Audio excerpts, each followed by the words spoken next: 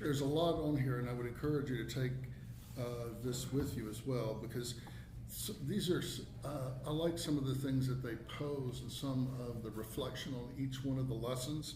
And of course, then there's some of the questions in this. Let's start just for a little bit. I'm going to jump around some. We may not get to all of these, okay? So, which is perfectly fine. But I want to start with where on the front page of Acts chapter 2.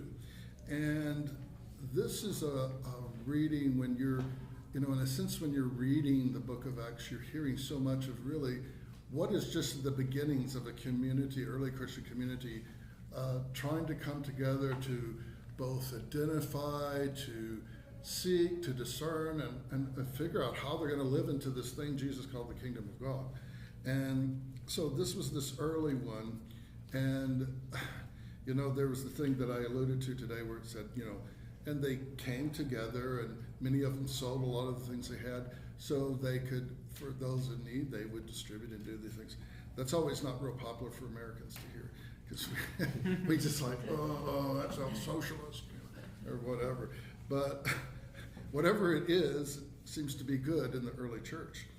And so there is this part about how you live, and you're going to be hearing more as the year goes around. We'll hear some more about this thing about becoming the beloved community and how we can use this rule of life called the way of love that kind of helps lead us into that.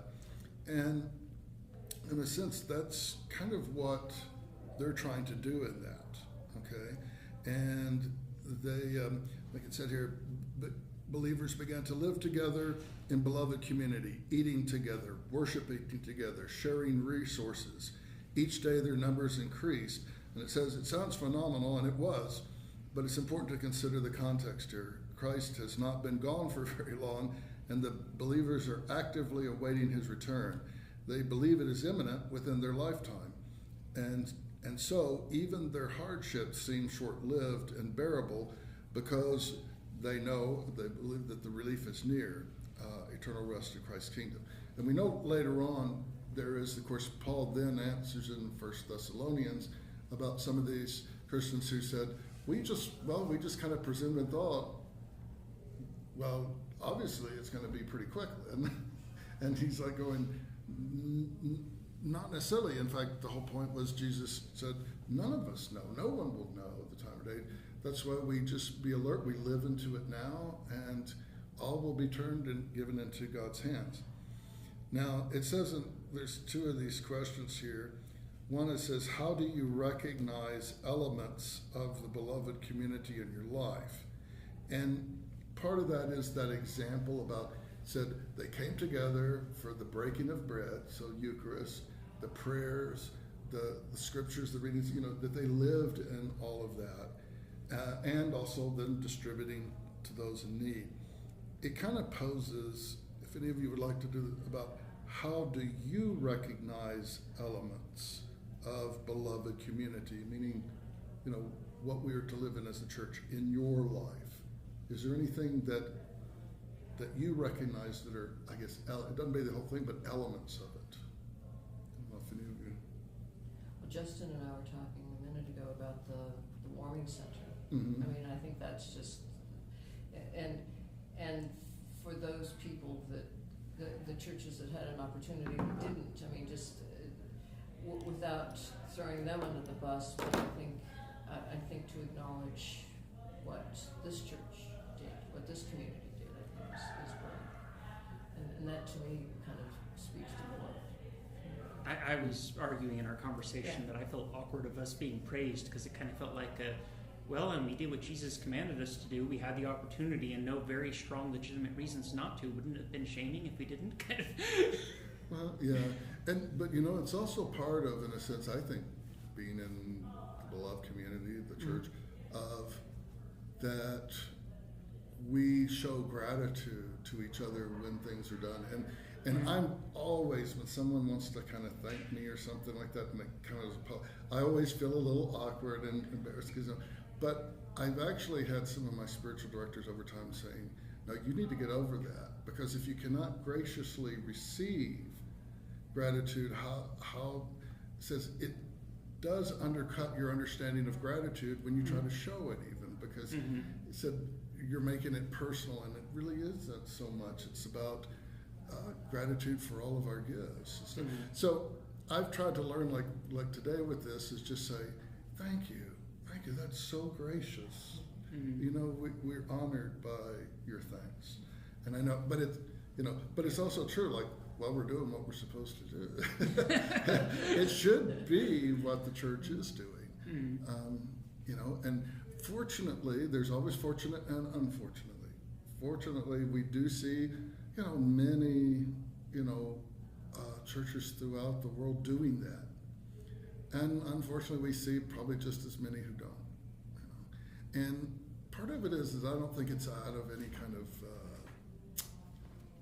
you know, being like, oh, we just don't care. They just, sometimes we miss things right in front of us.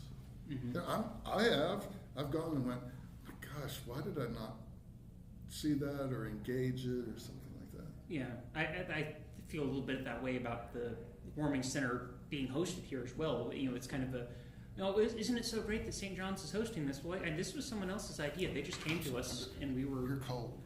Sorry. Oh, I'm always cold. But I mean, it I'm was, just going to turn it down a little bit. I'm sorry. Thank you. Yeah. Yeah, it was an icebox downstairs.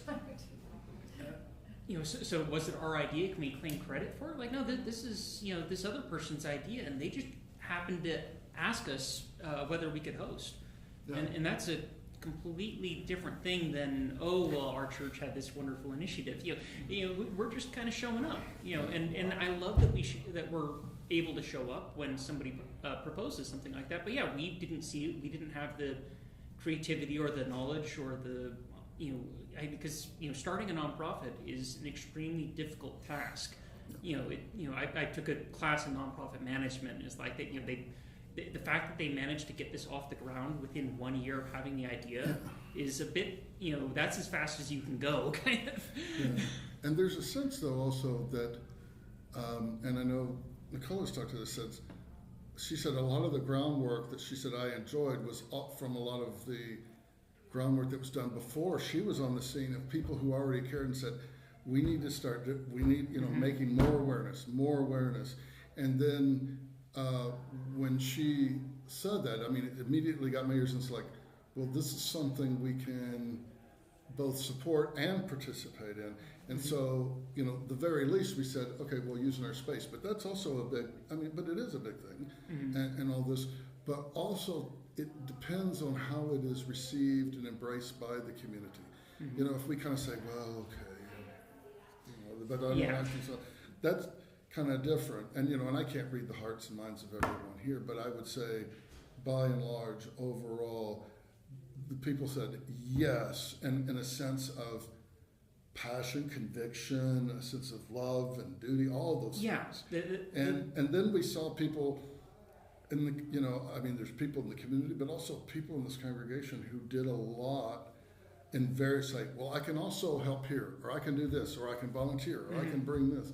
So in the end, that was an important thing. This was, this ministry was presented in part of a video that we're kind of hoping it can be seen throughout the diocese. It was at the diocesan convention, and they showed 3 ministry projects in the diocese where we're being innovative and saying, because the thing about it is almost every church, and they mean it, will say, well, gosh, we really want to feed those who are hungry, or we want to help the homeless, or we want to do this. And because we want to, and we really take what Jesus said seriously. But then we go like, okay, well, we have the space, but we don't have money, or we have money, but we don't have the space, or we did this. It's always this one thing where one group or something, unless you have stoppable resources, none of us can do alone. And so when she said this, and I'm going, this is part of the way the church needs to learn and adapt, is we're not separate from the community, but we say, and this is part of what I say in a little bit of the interview when the bishop was here talking about, because she features the warming center in there, and the big point of it and what she loved is we said, okay, we all feel we should do something, but a lot of times and maybe there's an underlying little bit of pride, a little bit, we have to do it. We are the one. Instead of that, you say, who can we partner with? It's not about us just getting all the glory.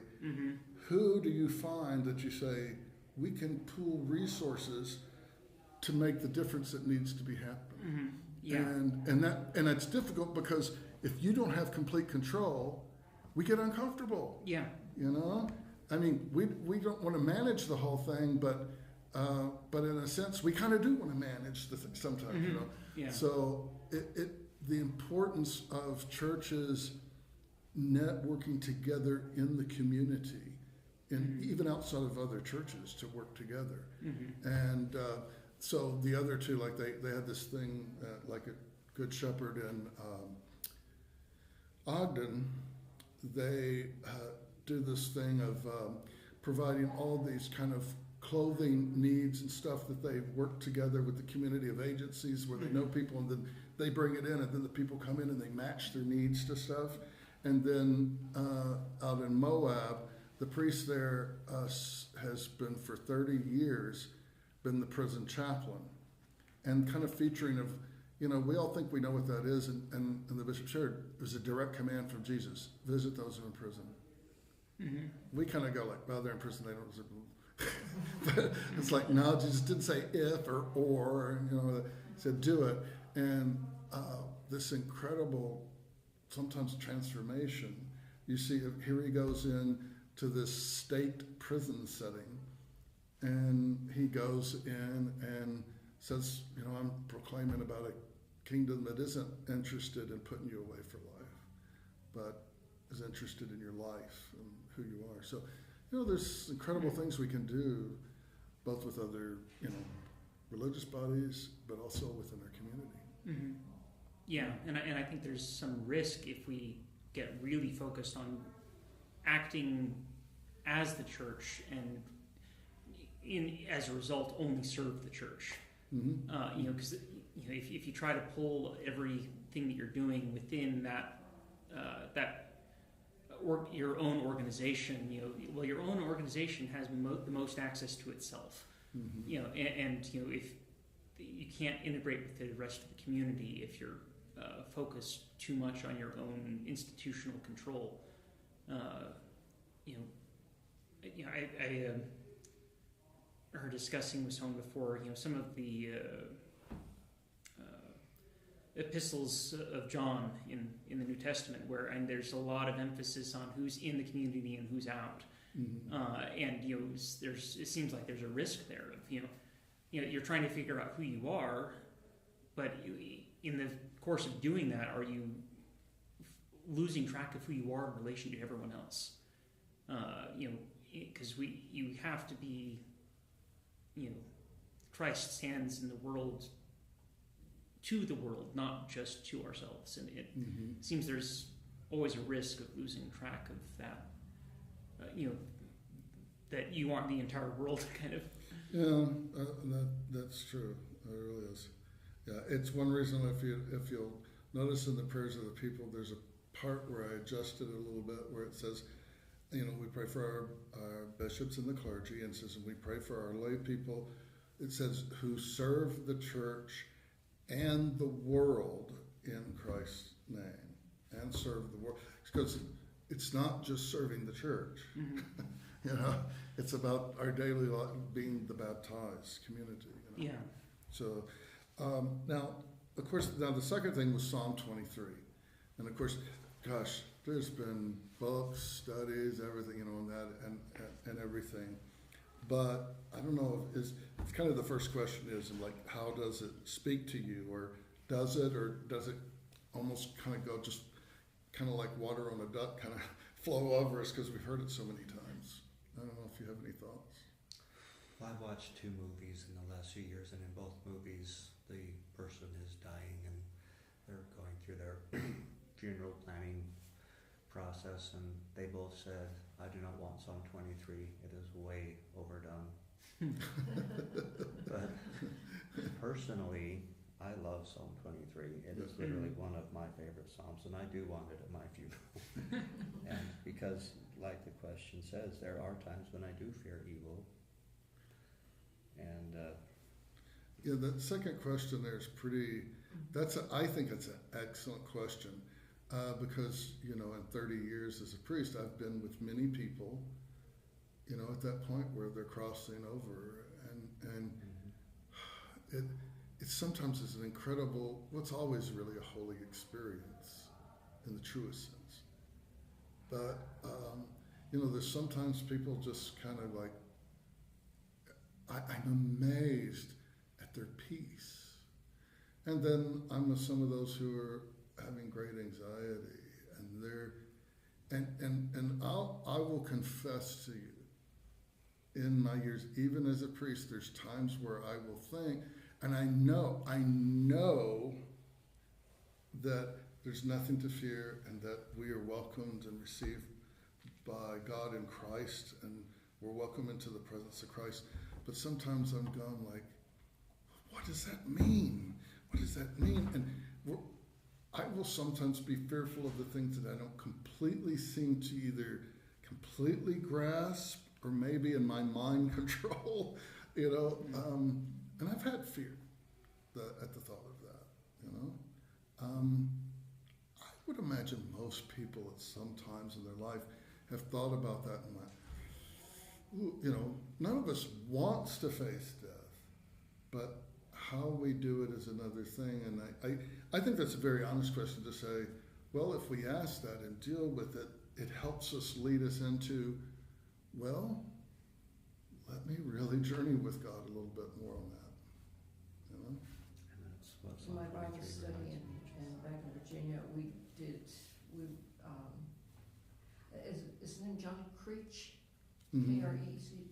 He did a book on studying the different Psalms, and of course he's kind of a hellfire and Catholic way, even though he was born and raised as a Lutheran, kind of a weird Lutheranish thing. But it was a combo of like, I don't know. Anyway, but he took the 23rd Psalm and raised it to me well beyond the saccharine level, which a lot of people like like those who do not want it at their funeral, and it really speaks to me. I mean, it speaks to me every day, and I use that because I go running the mud ski first thing in the morning, and I go walking, and I'm up in the mountains and stuff, and it's gorgeous. I mean, there's a certain part each time that says, whether it's the yea, though I walk through the valley of the shadow of death, I fear no evil, or if it's they'll lead us to me, and there's a certain point every day that has more meaning than others. But like I say, Creech raised well above the saccharine level that a lot of people tend to think of it. Mm-hmm. Yeah, if we didn't find meaning in things that are used often, there wouldn't be much meaning in almost anything. I mean, we say the Lord's Prayer a lot, and these things, and it's the key is not that we say them often, but is our heart and mind open to what that? Sometimes it's actually important to say, because just because I said the Lord's Prayer doesn't mean I got it, or the 23rd Psalm. I have to say it, and sometimes the more I say it, the more I go like, oh, you ever done this where like, the Lord is my shepherd, I shall not want. And I went, wow, that's a big, one day I finally said, that means that I'm not supposed to be anxious about all this stuff that in ways it's about God's abundance and not the scarcity, but that's a wrestle for us. And I'm like, now I got to prepare. And yeah, there is wisdom in all that we use. Yeah. But, when I think about Psalm 23, it always brings back to mind all of the really dark times that happened in my life where I literally, in a very literal sense, prayer and scripture study were what were keeping me afloat, and that turning to God was what made it so that I could withstand things that I just felt I couldn't do it on my own anymore. And I don't know. It's always been kind of a key part of my attitude about spirituality is being aware that there were those times in my life where that was what got me through. That just that sense of love that could overcome you in prayer or in reading the Bible, or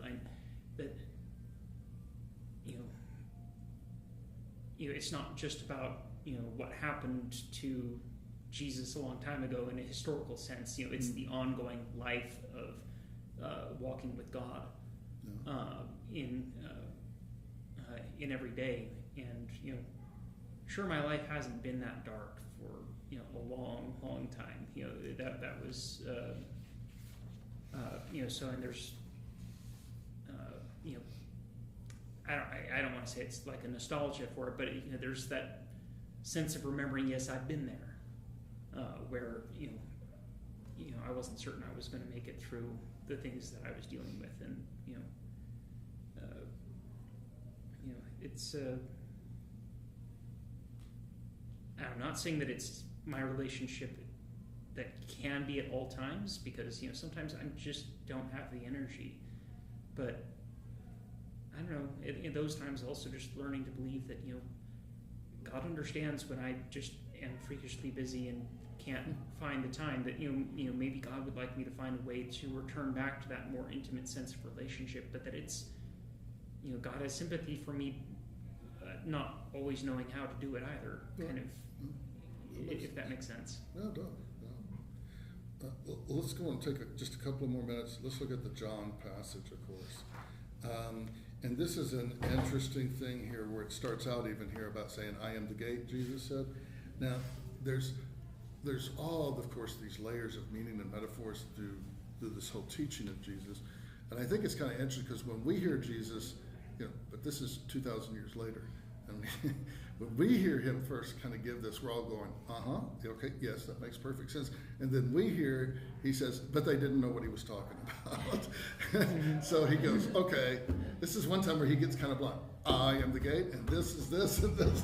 Okay, let me interpret this thing for you. And what is interesting is this image of saying, I am the gate part, can, for us in modern days, when we hear this, especially if we've been through some difficult things in religious circles or other side, that can have a lot of meanings, including bad ones. Like, okay, because what is it we say about people? What do we call people who often try to prevent others from having the blessings and the love that we share? What do we call them? Gatekeepers. Yep. And that's not a positive comment about them. Jesus, this is if for us, and this is so true in our human, because we're also these people who are about scarcity. We're like, we're not letting, we're not going to let others in, because that means we'll have less. Whereas Jesus' whole point is, no, open the gate wide, because this is eventually a feast that has no end, plenty of room. It's not limited. And what he says about this is, it's interesting. He says, when he says, I'm the gate, that's just to be the good news, because his whole point is, he then goes on, is, I'm here to let those who come in, he says, all who wish to be saved. And then he says, and they will find life, and they will find abundant life. So it's not about protecting everybody who's already inside.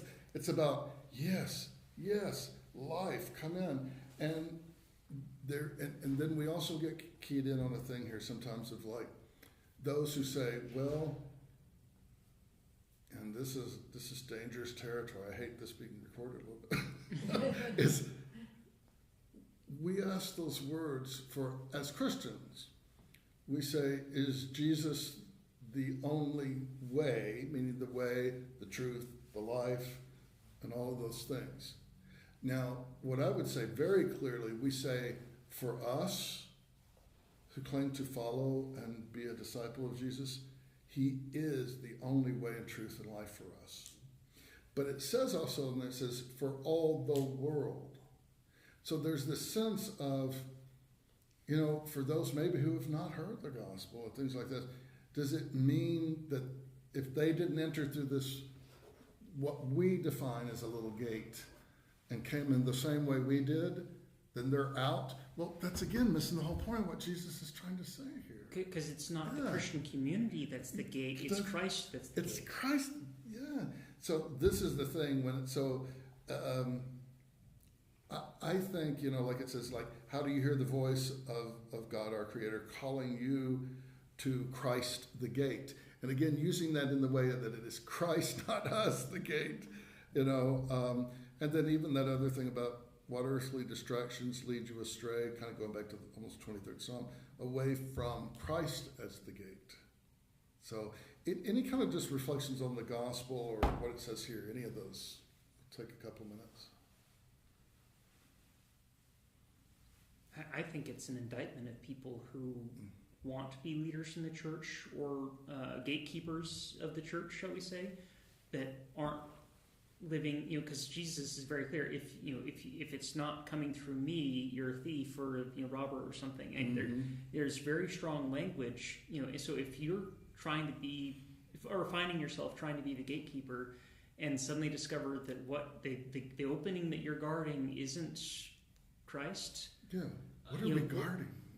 Yeah. What it implies that you've completely missed the point, and you've missed the point so badly that the influences that you are letting in or keeping out have more to do with introducing evil into the community than and it's not that you want to be like waving this verse around in people's faces saying I think you're but there's the call for responsibility that it's not your gate.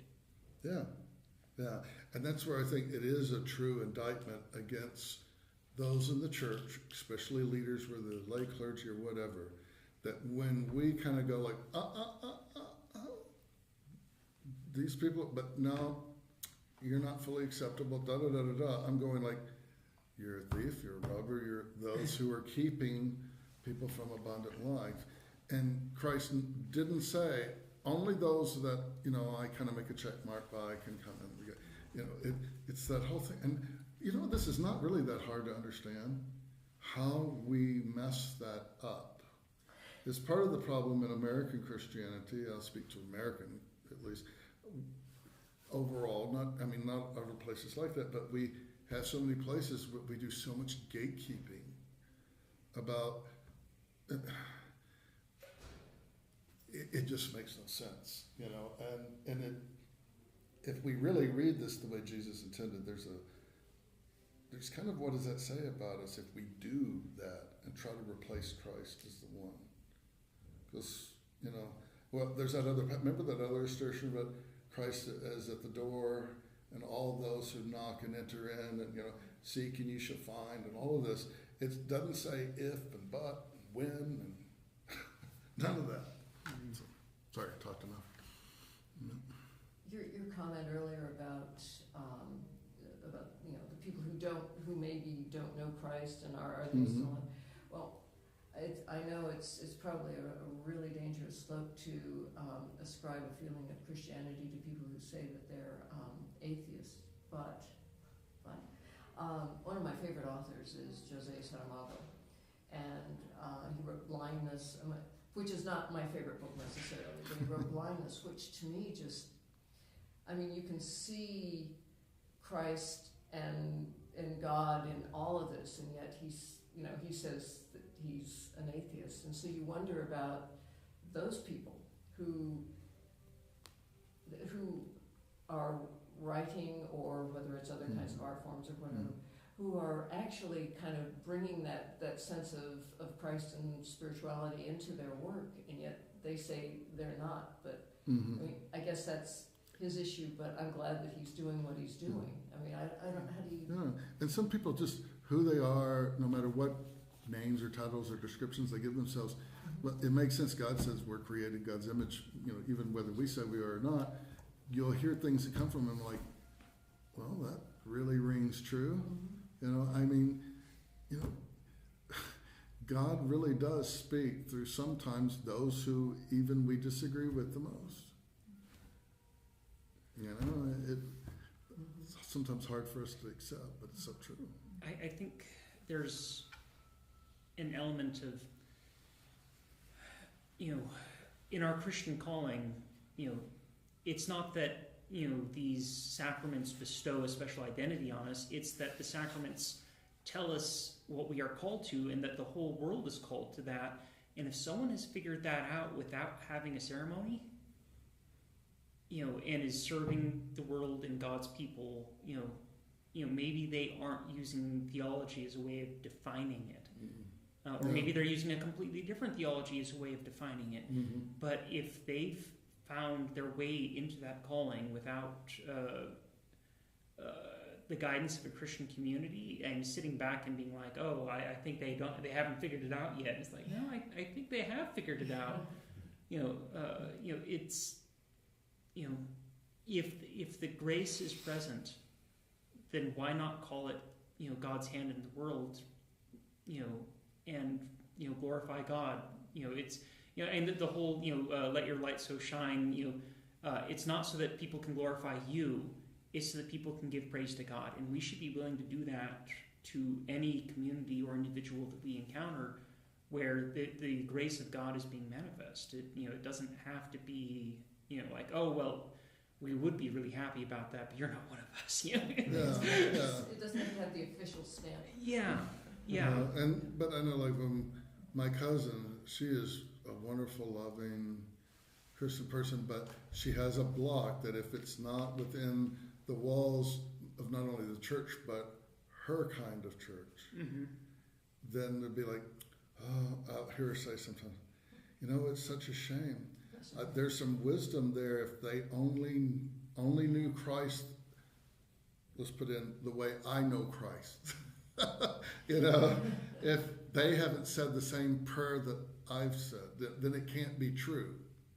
Even though they say, well, they're almost there, but we really limit, I think, God and God's grace and understanding of who we are when we do that.